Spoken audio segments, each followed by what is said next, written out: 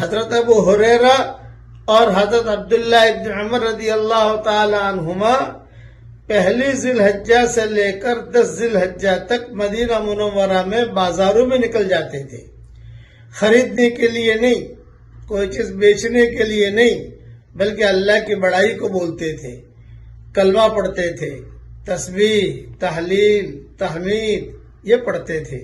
ہمیں بھی اس کا اہتمام کرنا چاہیے۔ صرف اللہ کی ذکر کے لیے بازار میں جاؤ آپ۔ دوسرا یہاں کے ائمہ سے ہم سنتے ہیں کہ بھی رمضان کے آخری عشرے میں آپ نماز پڑھو، اور یہ 10 دن جو ہے، یہ پہلی ذی الحجہ سے 10 ذی الحجہ تک اس میں نماز پڑھو، اس کا بھاؤ زیادہ ملے گا۔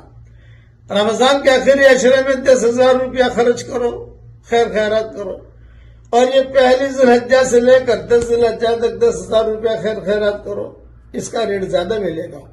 یہاں خطبوں کے اندر تقریباً ہر امام یہ بات کرتا ہے، ہم سنتے رہتے ہیں خطبے، بہت اہتمام سے دلائل کے ساتھ کہتے ہیں وہ۔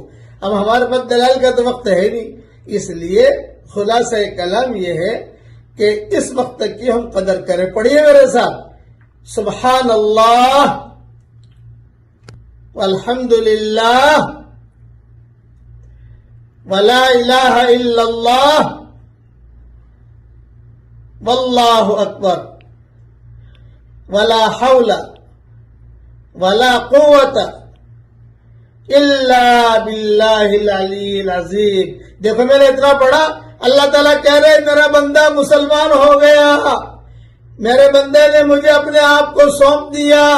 یہ ساری حدیثوں کے حوالے میں کئی مرتبہ بیان کر چکا ہوں، اس دھیان کے ساتھ استحضار کے ساتھ پڑھیے، اللہ تعالیٰ ہم سب سے راضی ہو جائے، آمین۔